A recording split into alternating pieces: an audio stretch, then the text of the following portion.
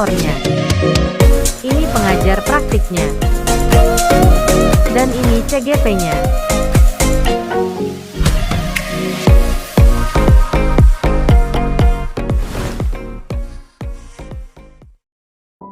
Assalamualaikum warahmatullahi wabarakatuh. Salam dan bahagia tentunya untuk kita semua. Perkenalkan, saya Eldi Aliadi Hussein Tangahu, calon guru penggerak angkatan 7 di Kabupaten Bolaang Mongondo Selatan. Ya, di video kali ini saya ingin memaparkan tugas aksi nyata pada modul 1.4 mengenai bagaimana cara kita menciptakan budaya positif di sekolah melalui program diseminasi budaya positif.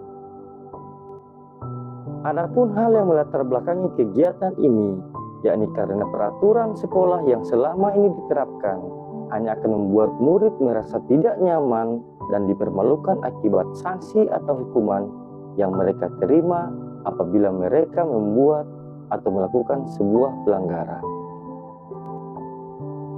Selanjutnya, tujuan dari aksi nyata ini yang pertama adalah menumbuhkan kesadaran diri murid atas nilai-nilai kebajikan yang mereka yakini, sehingga dapat memberikan motivasi intrinsik yang kuat dari dalam diri mereka. Kemudian yang kedua, menciptakan budaya positif di sekolah melalui program diseminasi kepada tenaga pendidik dan kependidikan sekolah tentang penerapan disiplin positif restitusi. Selanjutnya, tindakan-tindakan yang akan saya ambil, yang pertama adalah menghadap kepada kepala sekolah dan menjelaskan mengenai pentingnya penerapan budaya positif di sekolah, serta meminta izin untuk melakukan program diseminasi kepada tenaga pendidik dan kependidikan sekolah. Yang kedua, mengatur jadwal pelaksanaan program diseminasi dan menyusun materi diseminasi budaya positif di sekolah. Yang ketiga, mengumpulkan tenaga pendidik dan kependidikan sekolah untuk melakukan program diseminasi tersebut.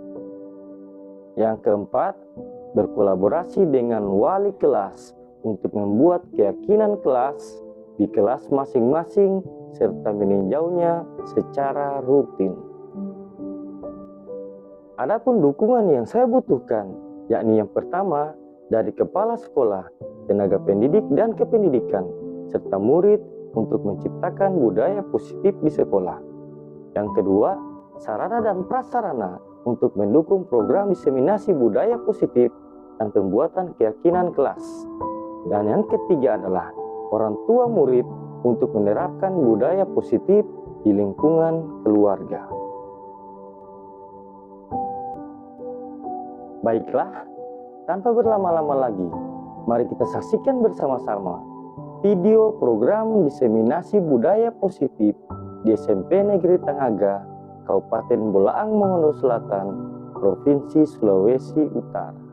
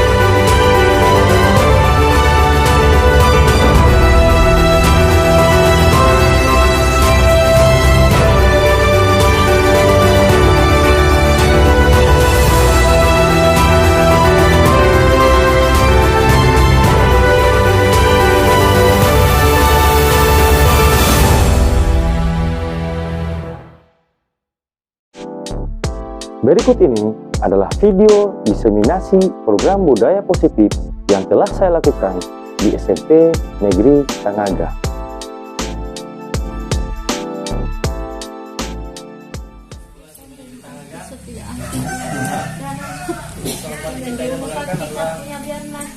Teman-teman dan rekan guru, tata usaha, tenaga pendidik dan kependidikan di SMP Negeri Tangaga.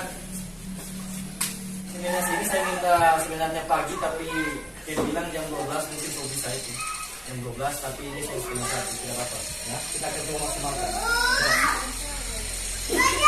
Itu yang judulnya adalah diseminasi budaya positif di SMP Negeri Tangaga ya. Kemudian ini pokok bahasan. Ada 6 pokok bahasan di sini. Yang pertama adalah disiplin positif dan nilai-nilai kebajikan universal. Kemudian yang kedua adalah teori motivasi, hukuman dan penghargaan serta restitusi Bapak Ibu. Kemudian yang ketiga adalah keyakinan kelas. Ini saya sudah buat di kelas 8A sama kelas 9 8B guru serba. Di sini ada games Bapak Ibu ya. Di sini ada games, yakni kita coba untuk bermain dengan teman kita, teman sebangku atau misalnya teman sebelah. Itu kita menutup genggaman tangan kita, kemudian teman kita yang bukanya. Kira-kira sekarang saya langsung ini saja games ini ya, karena akan lebih lama ya. Jadi di sini kita langsung saja. Kira-kira Bapak Ibu, kalau menurut Bapak Ibu, siapa yang memegang kendali atau kontrol untuk membuka atau menutup masker? Mengapa kita tidak bisa mengontrol siswa secara langsung? Dan yang mengontrol diri mereka itu siapa? Ya diri mereka sendiri Bapak Ibu, jadi bukan kita. Kita tidak bisa mengontrol siswa. Itu. Kemudian di sini betul itu. Di sini dikatakan bahwa ini teori kontrol atau choice teori atau teori pilihan ya. Di sini seorang psikiater dan pendidik asal Amerika Serikat, Dr. William Glasser, itu dalam kontrol teori atau teori kontrol yang kemudian berkembang. Ini setelah dikembangkan oleh Dr. William Glasser, itu teori kontrol yang tadinya teori kontrol itu sudah berganti nama menjadi teori pilihan atau choice teori. Mengapa dia berganti nama Bapak Ibu? Nanti kita lihat di sini.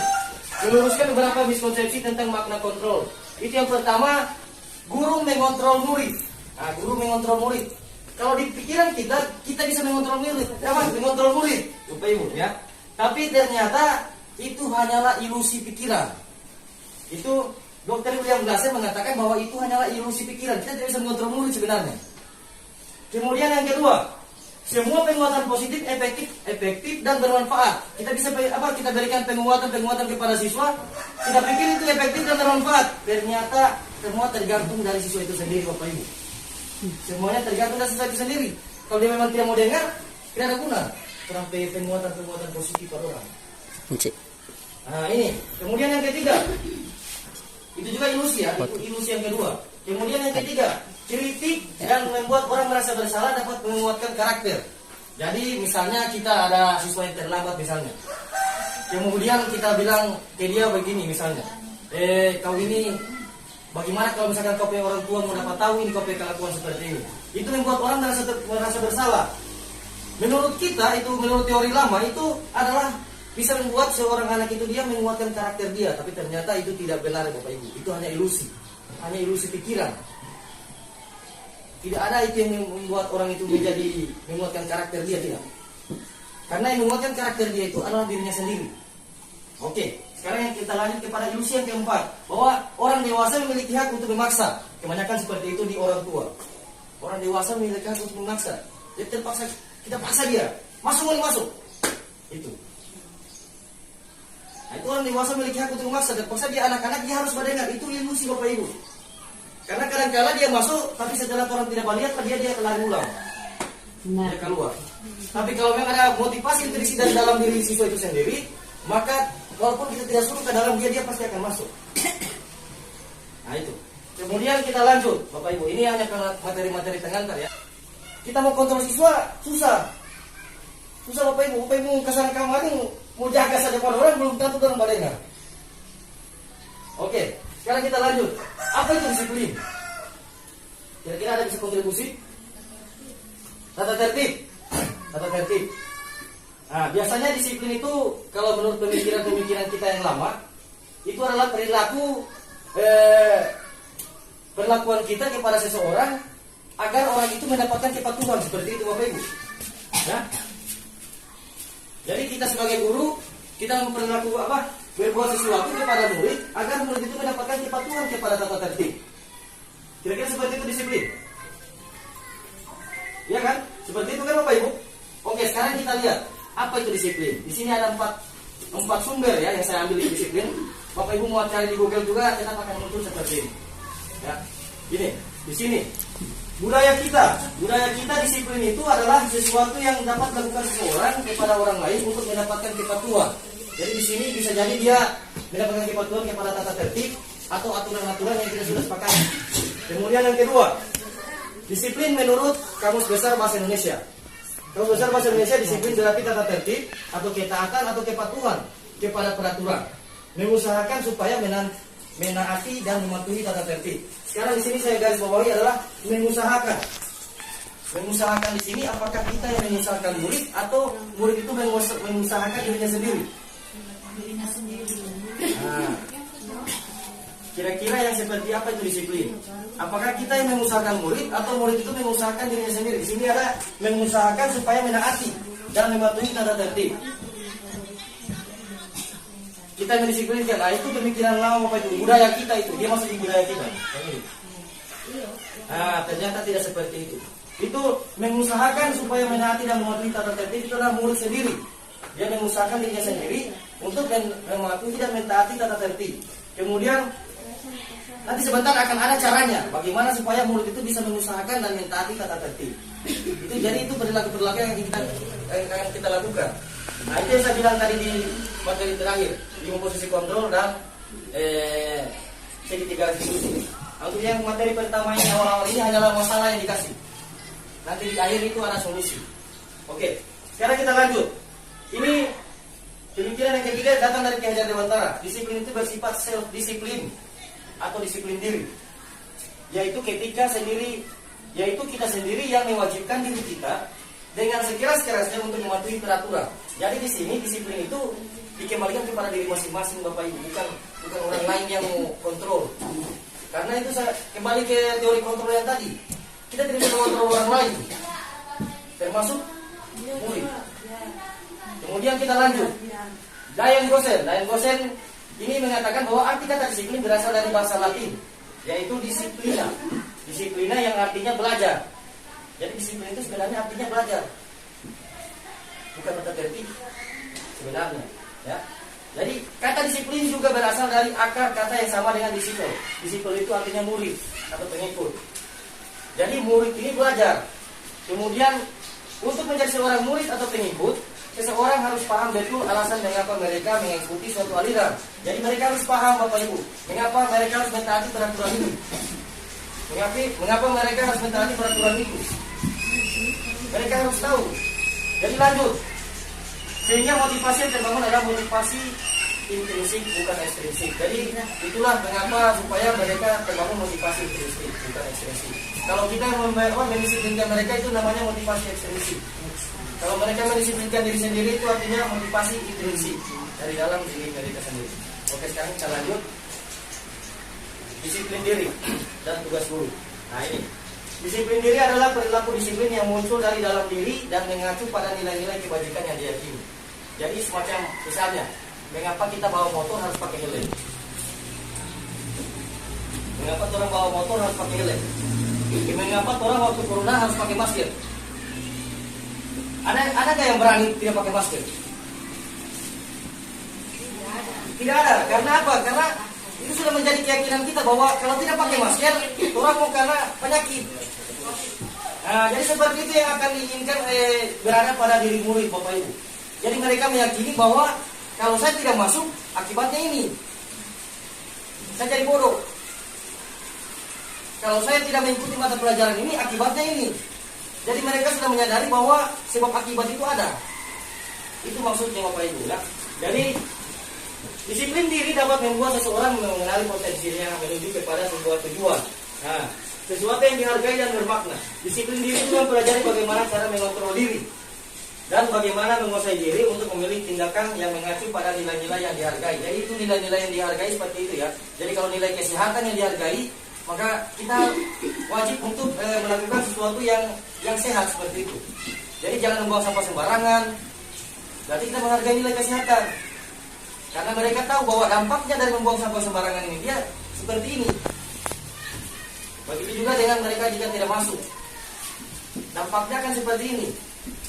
Jadi kasih tahu dampaknya kepada mereka Bapak Ibu. Kemudian lanjut, tugas guru sebagai pendidik. Tugas kita adalah menciptakan anak-anak yang memiliki disiplin diri sehingga mereka bisa berperilaku dengan mengacu pada nilai-nilai kebajikan universal dan memiliki motivasi intrinsik bukan ekstrinsik. Nah, sekali lagi ditegaskan di sini bahwa tugas guru itu memberikan motivasi intrinsik bukan ekstrinsik. Bagaimana caranya? Nanti ada sebentar caranya. Lanjut. Nilai-nilai kebajikan universal. Apa nilai-nilai kebajikan universal? Nah, ini nilai-nilai kebajikan universal adalah sifat-sifat positif manusia. Dan di sini adalah sifat-sifat positif manusia yang kita anggap positif itu sudah nilai kebajikan itu. Jadi kita menganggap bahwa pakai sepatu itu perlu, berarti sudah nilai kebajikan universal. Seperti itu Bapak Ibu. Kemudian tujuan positif manusia merupakan tujuan mulia yang ingin dicapai setiap individu. Nilai-nilai kebajikan dapat disepakati bersama, terlepas dari suku, bangsa, agama, bahasa maupun latar belakangnya. Nah, ini kesepakatan bersama.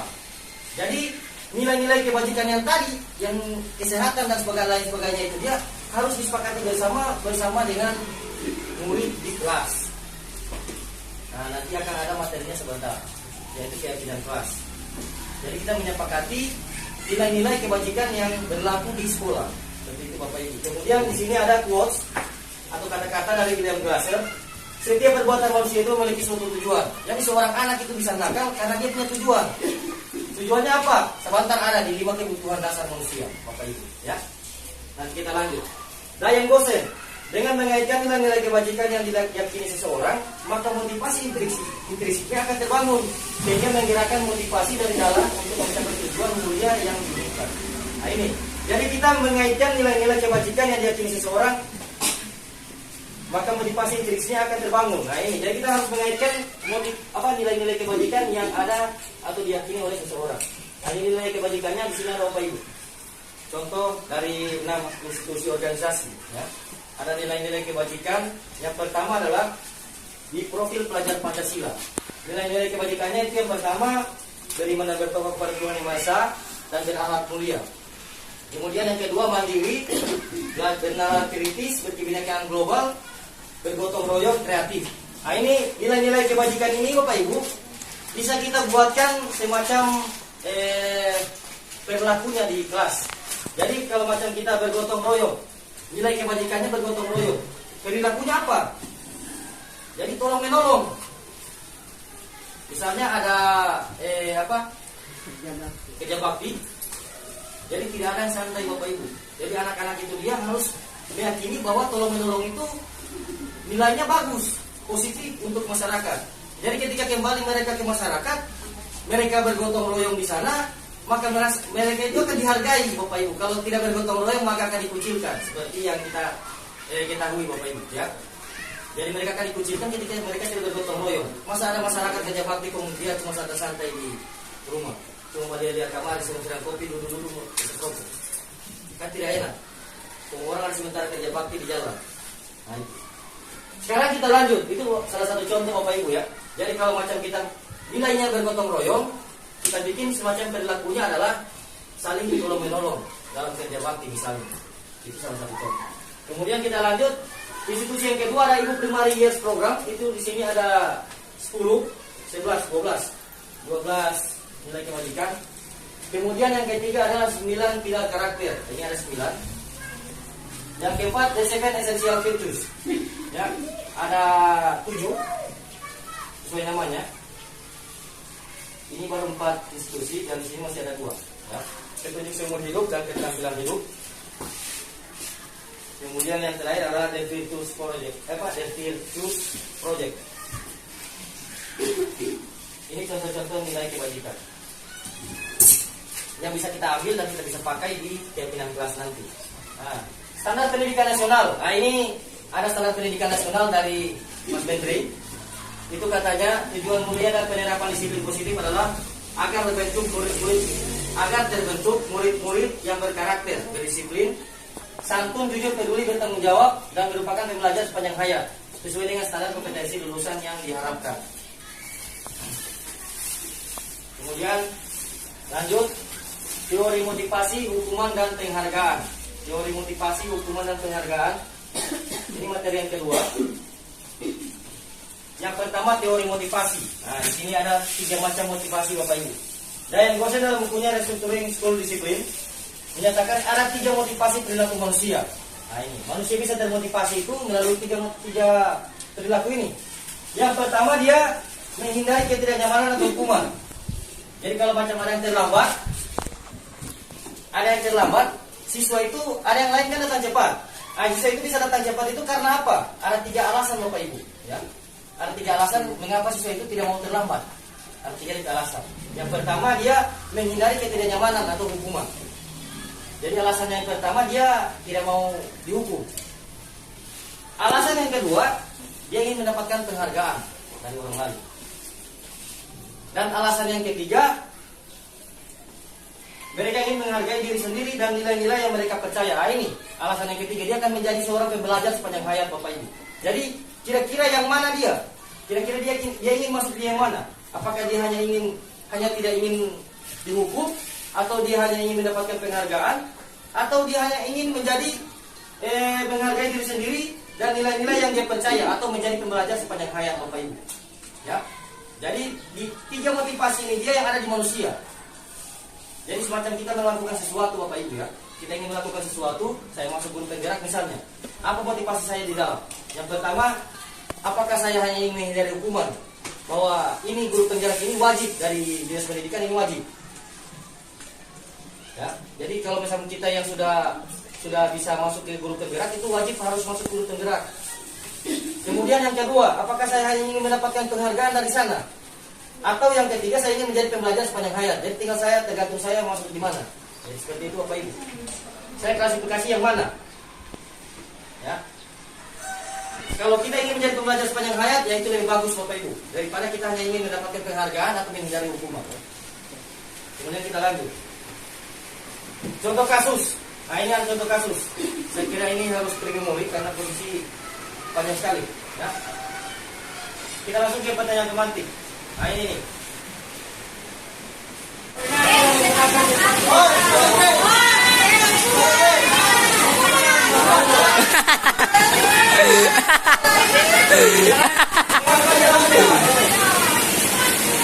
Itu kenapa dia ingin menggunakan hukuman? Padahal dia jangan menggunakan konten sesuai peraturan sekolah. Kenapa dia akan hukuman dia? Karena ini bisa dikatakan karena penyakit oleh maka itu kan alasan itu, makanya dia sesuai ya. Kalau konsekuensi tidak terlalu menyakiti pada itu. Oke, lanjut. Berarti kita menjelas sambil mengangkat kaki 1 karena tidak bisa menjawab soal. Hukuman. Nah, itu hukuman. Oke, lanjut. Kehilangan 10 menit yang beristirahat untuk mengerjakan tugas. So, jangkar sebagai ini. Selamat datang bertiga kepada 10 menit. Jadi Bapak Ibu sudah bisa membedakan antara hukuman dan hukuman. Kita lanjut. Hari ini bagi orang-orang yang 2 kali karena selama 10 menit untuk pelajaran PJOK. Kan Bapak Ibu ya? Ini adalah konsekuensi. Karena kita Pak Adam. karena ini pelajaran PJOK. Itu harus ya. Oke, lanjut. Jangan kita meja di bawah karena makanan kecil semuanya. Bukan dari mejanya. Tidak diizinkan bermain oleh guru tiket karena mencederai teman saat bermain di lapangan. Jadi dia izinkan bermain karena itu mencederai temannya. Konsekuensi oleh tidak main dia itu. Konsekuensi sudah tidak ada hukuman. Jadi di sini Bapak Ibu yang diperbolehkan di sekolah itu apa? Bapak Ibu, konsekuensi atau hukuman? Konsekuensi diperbolehkan di sekolah apabila itu merupakan alternatif terakhir. Jadi alternatif terakhirnya adalah konsekuensi bukan hukuman. Jadi di sini bukan saya tidak Saya sepakat dengan beberapa, tidak sepakat sekali. Saya sepakat sekali dengan beberapa yang sudah melakukan hukuman di situ. Saya sangat sepakat Bapak Ibu. Karena memang saya melihat murid-murid berkuliah kadang-kadang melakukan interaksi. Ya. Tapi bagaimana cara kita mengambil sikapnya nanti kita akan pelajari sama-sama. Al-Tifun mengatakan bahwa baik penghargaan maupun hukuman itu sudah baik juga. Maka kita telah melakukan sesuatu misalnya kita punya prestasi, kemudian kita mendapatkan penghargaan dan uang dari itu. Maka prestasi kita akan dihargai. Kita akan dihargai siapa? Orang itu sendiri. Jadi kita akan menghargai prestasi kita. Karena kita akan mendapatkan hadiah dari itu. Itu Bapak Ibu. Ya. Kemudian lanjut, penghargaan tidak efektif. Suatu penghargaan adalah suatu benda atau peristiwa yang ditunjukkan yang dibuat dengan masyarakat. Hanya jika Anda melakukan hal ini atau hal itu. Jika saya mengharapkan suatu penghargaan dan tidak mendapatkannya, maka saya akan kecewa dan bersedih hati. Hari ini Bapak Ibu ya, dari sini penghargaan tidak akan efektif apabila dilakukan jangka panjang, karena kalau orang tidak akan penghargaan satu kali, itu akan berkecewa. Anak itu berkecewa, jadi makanya orang akan sampai terus. Kalau orang kadang itu sampai terus. Jadi kita Bapak Ibu, satu kali orang bermain dengan orang, maka kalau orang kasih dia muka marah, orang akan sedih. Jadi orang harus netral. Jangan kasih penghargaan. Penghargaan boleh kalau orang melakukan sesuatu yang jangka pendek, bukan jangka panjang. Misalnya belajar. Belajar itu jangka panjang Bapak Ibu. Tapi kalau hanya itu diri, jangka pendek. Kalau belajar itu jangka panjang, makanya kita dikasih penghargaan. Tidak boleh, mengapa itu tidak rapor ujian tidak boleh ada juara 1, 2, 3. Karena itu 1, 2, 3 itu adalah penghargaan. Kalau mereka sudah tahanan di situ, maka mereka tidak akan menghargai proses belajar. Itu anak kita akan menghargai proses belajar. Sehingga itu di rapor sekolah tidak boleh ada penghargaan semacam juara 1, 2, dan 3. Kemudian penghargaan mengurangi kecepatan, mengurangi kualitas itu jelas ya. Menurunkan kualitas, penghargaan mematikan kreativitas. Kayak tadi kita sudah berusaha membuat sebuah HP, kemudian HP ini dibayar dengan harga 1 juta misalnya. Berarti kreasi kita selama ini hanya dibayar 1 juta. Kita sudah setengah mati dapat kemarin HP, tapi ternyata uang kita di buku kita itu hanya dibayar 1 juta. Apa tidak murah sekali itu? Nah, begitu juga dengan misalnya teknologi kecil, karena kita mendapatkannya itu tidak gampang. Kita mendapatkannya itu dengan kreativitas masing-masing. Makanya di sini dikatakan bahwa penghargaan itu mematikan kreativitas. Mematikan kreativitas. Kemudian penghargaan yang menghukum.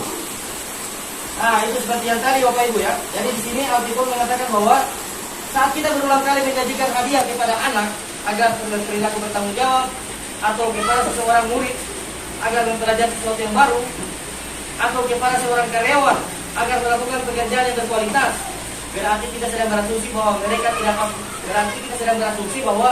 mereka tidak dapat melakukannya jika kita tidak kasih penghargaan. Itu Bapak Ibu ya. Jadi kalau kita kasih penghargaan Pak itu anak, berarti kalau kita tidak kasih penghargaan, orang berasumsi bahwa ini anak tidak bisa melakukan apa-apa. Padahal itu anak itu dia kreatif. Sekalipun Tuhan tidak kasih penghargaan, dia tetap bisa membuat sesuatu. Dia bisa kreatif Bapak Ibu. Nah, makanya itu adalah penghargaan yang menghukum. Hukumnya di situ apa? Hukumannya di situ apa Bapak Ibu?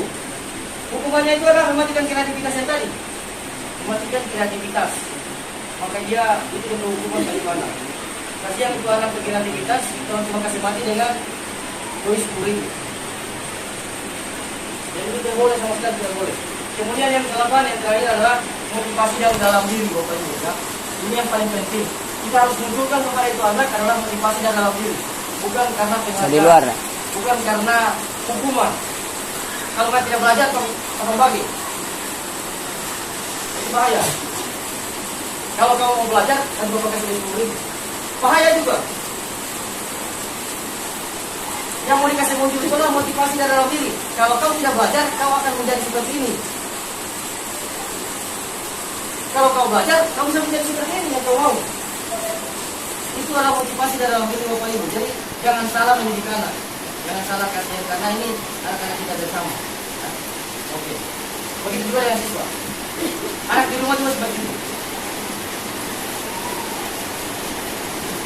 Refleksi sebagai seorang guru ketika murid Anda melakukan kesalahan, tindakan mana yang sering Anda lakukan yang sekarang ya, yang sekarang. Yang pertama menunjukkan kesalahannya dan mintanya melihat kesalahannya baik-baik. Yang kedua menyatakan kamu seharusnya tahu bagaimana kamu seharusnya bertindak. Kemudian yang ketiga mengingatkan murid Anda akan kesalahannya yang sama di waktu sebelumnya. Kemudian yang keempat bertanya kenapa kamu melakukan sesuatu yang harusnya tidak kamu lakukan. Yang kelima mengkritik dan menjawabnya. Kira-kira yang mana Bapak Ibu yang sering melakukan ini? Kalau kita menghadapi anak yang melakukan kesalahan, yang mana ini? Kalau saya sebenarnya saya kayak ini ya, paling banyak juga ini sih. Ini mengkritik dan menjauhkannya. Kebanyakan kita mengkritik Bapak Ibu ya. Jadi di sini kalau setelah kita menerima materi yang tadi, kita bisa bandingkan dengan posisi kita yang sekarang. Posisi kita ada di antara kedua ini. Maksudnya ini refleksi saja Bapak Ibu. Kalau Anda melakukan tindakan-tindakan tersebut, mungkin Anda akan membuat murid Anda merasa menjadi anak yang gagal. Anak yang gagal itu seperti apa? Kalau Anda ada materi. Terus bagaimana sebaiknya respon kita apabila ada murid kita yang melakukan kesalahan? Nah ini akan muncul pertanyaan, kalau yang terlibat tadi salah,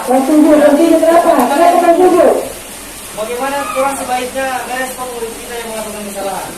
Karena di sini kita masuk ke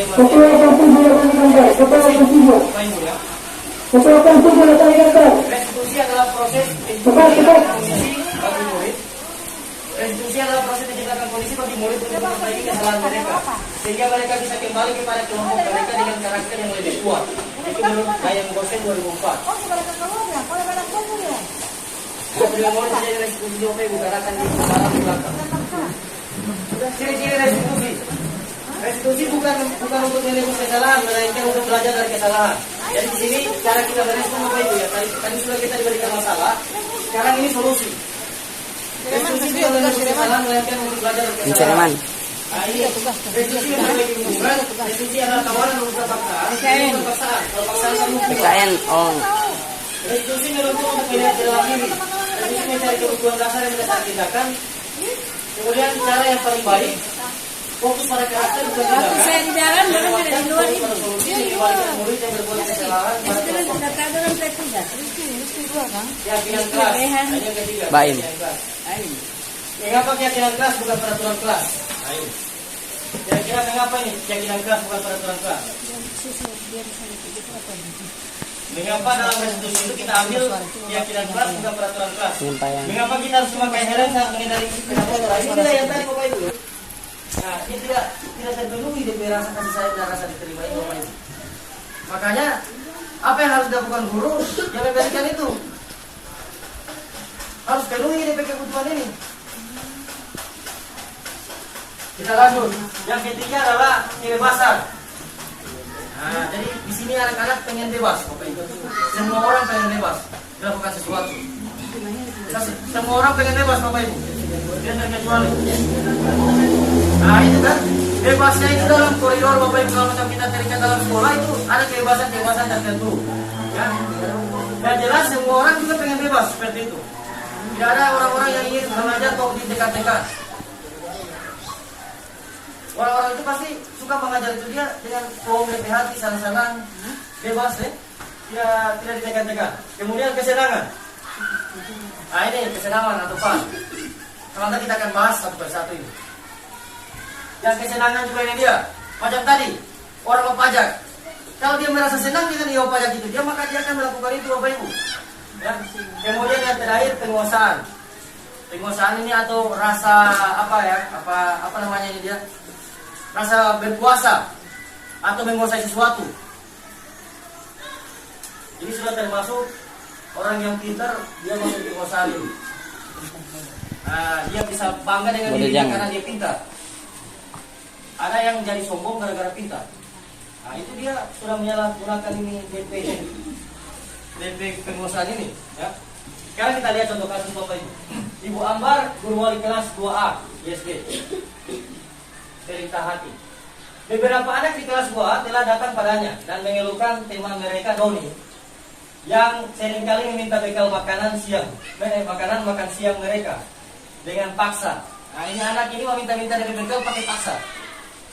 Menurut Anda kira-kira apa alasan Doni melakukan hal itu? Lapar Bapak Ibu. Oke. Lapar kan? Lapar. Nah, itu lapar itu hanya berarti dia memenuhi satu kebutuhan Bapak Ibu, jadi bertahan hidup. Oke, sekarang kita lihat kebutuhan bertahan hidup.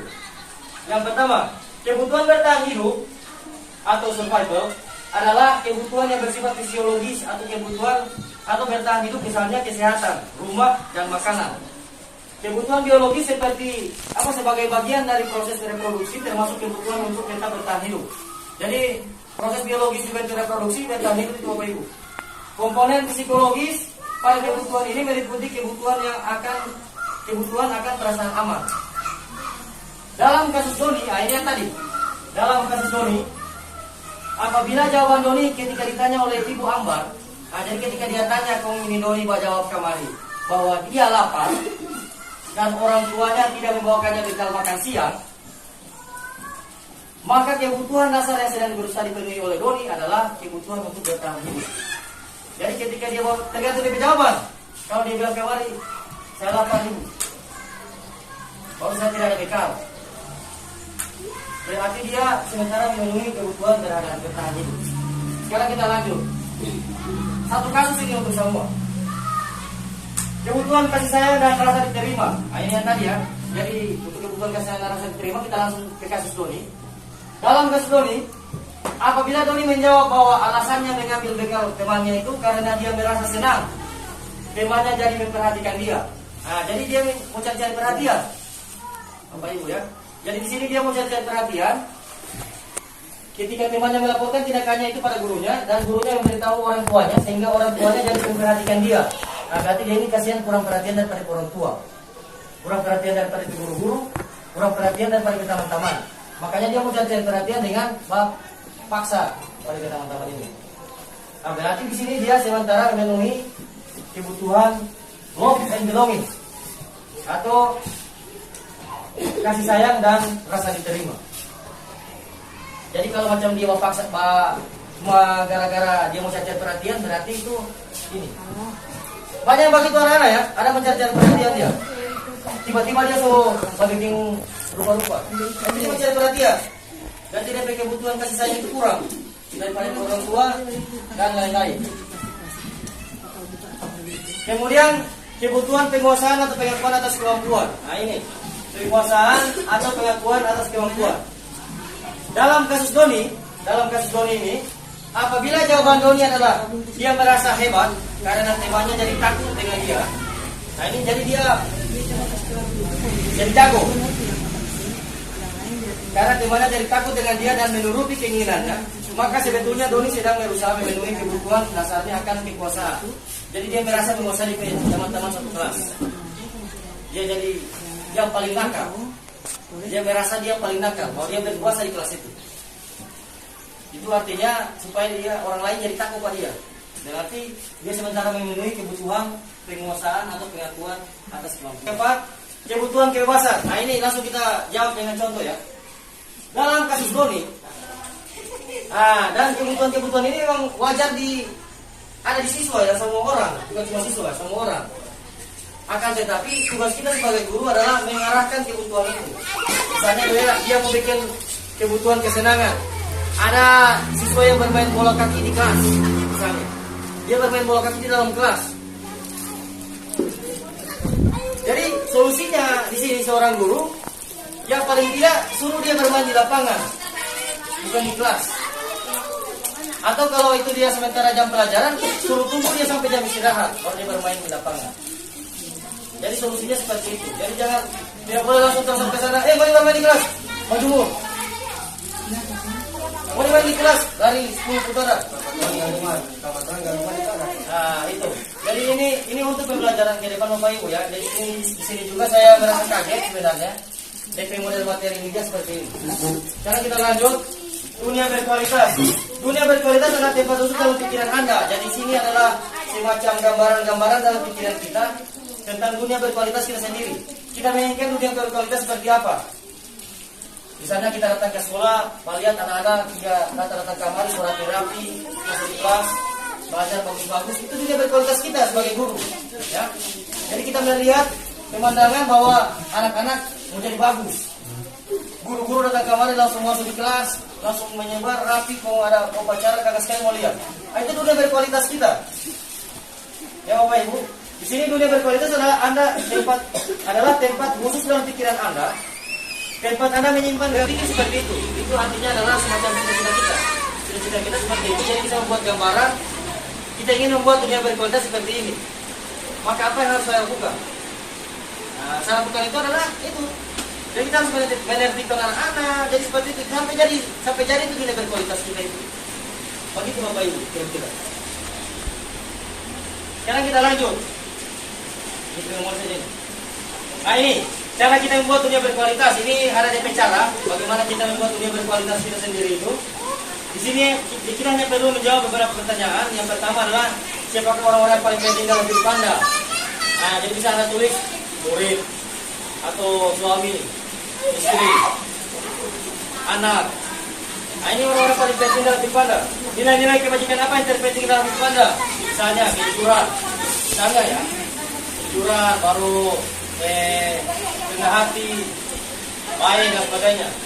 Nah, nilai baru apa? Kalau Anda menjadi orang yang ideal, karakter atau sifat apa yang jadi kau harus begitu. Nah, cuma kan di sini kita tidak memberikan konsekuensi. Yang ada hanya peraturan. Oh, hanya tata tertib. Konsekuensinya apa di situ? Tidak ada. Macam itu. Contohnya kami jadi dalam. Peraturannya kami di dalam. Sekarang kalau kami jadi luar, dia mau dapat apa? Tidak ada. Hanya ada peraturan tapi tidak ada konsekuensi. Biar disusun cabai ini. Kalau memang kita mau menjadi pemantau, ini boleh ya, ini tidak apa, ini identitas berhasil. Jadi anak ini bisa menjadi identitas berhasil apabila kita di posisi teman, pemantau dan manajer. Sebentar kita akan lihat manajer. Oh, berarti susun cabai ini. Jadi ketika kita menjadi pemantau, berarti setelah kalau kita mau suruh kasih masuk berarti setelah baju, harus punya konsekuensi. Apabila dia tidak masukkan, apa yang terjadi? Makanya saya bilang tadi harus kasih tahu itu dia apa yang terjadi ketika dia tidak masukkan sesuatu. Jadi harus ada DP motivasi intrinsik di situ di dalam. Tadi begitu. Sebentar kita akan lihat manajer itu yang paling bagus. Seorang pemantau, nada suara datar, bahasa tubuh yang formal. Jadi dia normal di beda suara, tidak marah-marah, tidak tertawa. Jadi tere-tere. Jadi macam ini. Kau keseragam di luar. Di dalam. Tahu kesalahanmu dong. Nah, kalau kau sudah tahu kesalahanmu, kira-kira apa konsekuensinya? Ciri-ciri seorang apa ya? Guru yang menerapkan posisi pemantau akan saya berkata peraturannya apa? Ah ini. Jadi lebih kata-kata guru pemantau. Peraturannya apa kira-kira? Apa yang telah kamu lakukan? Nah, habis dia tanya peraturan, dia tanya dari perlakuan, kesalahannya. Sanksi atau konsekuensinya apa? Nah, itu memantau. Murid akan senantiasa, ini hasilnya adalah murid akan senantiasa memahami konsekuensi yang harus dijalankan. Nah, jadi di sini ada positifnya ya, ada positifnya. Murid akan senantiasa memahami konsekuensi yang harus dijalankan karena telah melakukan sesuatu pelanggaran. Akan tetapi ada negatifnya juga. Murid akan tetap merasa tidak nyaman saat menjalani konsekuensi. Jadi kalau macam murid misalnya dia tidak sengaja bekas buang air di meja, baru orang suruh kasih bersih di lantai. Ketika saat dia wapel juga itu dia wapel itu ya, dia juga merasa tidak nyaman dengan wapel itu sebenarnya. Tapi dia harus kerjakan. Oh gitu. Sekalipun dia tidak nyaman, dia harus kerjakan karena itu konsekuensinya. Dia sudah menjatuhkan air di situ, jadi harus dikasih bersih. Tapi tetap ada rasa pada dia tidak nyaman ketika dia mengerjakan wapel. Begitu juga dengan yang tadi, dia kasih bicara kirim tidak sengaja, baru mau disuruh ganti. Tetap ada ketidaknyamanan dalam hatinya itu. Dia mau suruh ganti di piring. Oh kita mau ganti bagaimana? Kita mau cari bagaimana di piring. Kita mau diantar pada sekolah ini. Tetap ada ketidaknyamanan itu Bapak Ibu. Dari sini ada negatifnya. Itu hanya sedikit yang negatif. Hanya sedikit itu. Hanya masalah perasaan saja. sekarang kita lihat yang di sini di manajer ini kita menawarkan solusi. Jadi dia bisa memilih, dia bisa banyak dari pilihan solusi Bapak Ibu. Bisa didapatkan sendiri, bisa dari orang, dari kita. Kemudian seorang manajer dapat menjadi teman atau pemantau di waktu tertentu. Nah, jadi seorang manajer ini bisa menjadi posisi teman yang kayak tadi atau pemantau di waktu tertentu yang dibutuhkan. Itu jika diperlukan. Jadi ketika dia bersama-sama dengan murid, dia bisa menjadi teman. Tapi ketika dia ada murid yang terlambat, dia menjadi pemantau. Nah, bisa jadi seperti itu Bapak Ibu. Ini seorang manajer. Ciri-ciri seorang manajer adalah nada suara tulus. Bahasa tubuh tidak kaku mendekati ke murid, mendekat ke murid. Guru yang menerapkan posisi manajer akan sering berkata, apa yang kita yakini. Nah, jadi sini kembali ke keyakinan kelas Bapak Ibu. Nilai apa yang kau yakini, seperti itu. Nilai apa yang kau percaya, nilai positif apa yang ada padamu, seperti itu kira-kira. Jika kamu meyakininya, apa kamu bersedia memperbaiki hal ini? Nah, jadi kalau kira dia punya kesalahan, jika kamu meyakininya, misalnya dia telah melakukan kesalahan, kita tanyakan ke dia, bagaimana dia bicara, dia bertanggung jawab. Jadi dia akan mengganti, dia akan bilang itu. Saya mau ganti ini Pak Guru, saya mau ganti report, tapi saya mau kasih pulang report ini. Jadi begitu biasanya. Jadi kalau macam dia kasih satu piring, tanya pada dia, apa dan bagaimana rencana kamu untuk memperbaiki hal ini? Jadi kamu bagaimana kau pengen tidak lanjut kan? Setelah kau kasih 3 piring ini dia, bagaimana kau pengen menyelesaikan masalah? Bagaimana kira-kira kamu selesaikan dengan masalah ini? Nah begitu. Sebenarnya seperti itu. Bilang, oh ini kamu kurang saya mau ganti ini dia. Nah itu bagaimana kau bicara ganti? Jadi situ kita akan menjurus ke solusi. Oh saya masih belum tahu Guru, mungkin saya bagaimana cari kalapa segala macam. Tidak usah kau cari, kau jadi kau kasih tahu yang betul. Kau jujur tuh. Bila kau kasih satu piring di meja guru. Begitu biasanya guru-guru begitu. Jadi dia akan lagi dia pikir, oh iya, ada betulnya juga ini. Nah itu bisa menjadi alternatif solusi pada otak itu, pada pikiran. Jadi alternatif solusi. Seperti itu apa itu. Jadi kita membantu mencarikan solusi kepada itu murid. Bukan hanya memberikan masalah. Oke sekarang kita lanjut. Hasilnya murid akan menyadari adanya suatu masalah. Jadi ini murid ini pasti dia akan tahu bahwa dia itu sedang bermasalah. Kemudian dan sesuatu perlu dipertanggungjawabkan. Jadi bukan hanya masalah yang dia perbuat, jadi dia juga harus bertanggung jawab. Murid akan belajar untuk mencari solusi dan permasalahannya dengan bimbingan guru. Nah itu. Jadi dia akan belajar mencari solusi dengan bimbingan guru. Jadi dia bukan hanya lari sendiri, kasihan. Kalau mereka kasih dia cari solusi sendiri. Biasanya begitu ada guru-guru. Kau kasih satu ini pilih, ganti. Sudah kelar.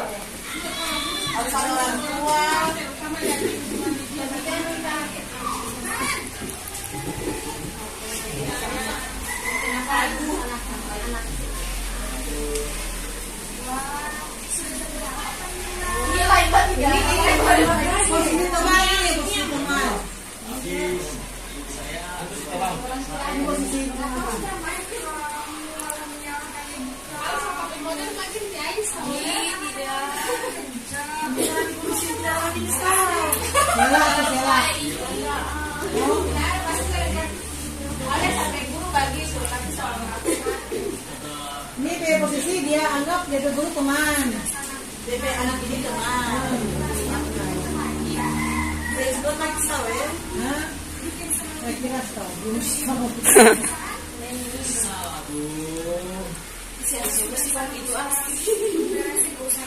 Itu kiamat itu. Perjalanan seorang pendidik memang tidak mudah untuk sampai pada posisi seorang manajer. Namun, tujuan kita pasti, yaitu menciptakan murid yang mandiri, merdeka, dan bertanggung jawab.